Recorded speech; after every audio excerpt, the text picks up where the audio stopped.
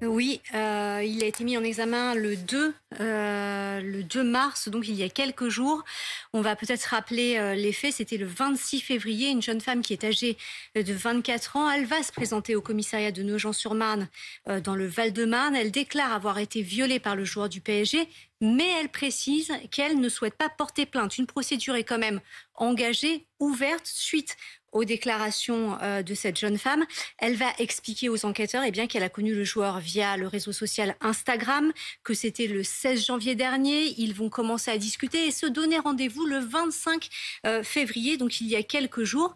Le 25 février, elle se rend chez lui, dans les Hauts-de-Seine, à Boulogne-Billancourt. C'est toujours ce qu'elle déclare, hein. Elle dit également que c'est lui qui lui a commandé un VTC, un chauffeur Uber. Elle déclare qu'à ce moment-là, chez lui, il l'aurait embrassée sur la bouche, sur la poitrine, sous ses vêtements, alors qu'elle disait non. Elle le précise à plusieurs reprises. Elle ajoute également qu'il a effectué une pénétration digitale pendant quelques secondes, alors même qu'elle avait refusé. Elle dit l'avoir repoussé avec son pied. Et finalement, elle va envoyer un SMS à l'une de ses amies qui va venir la chercher.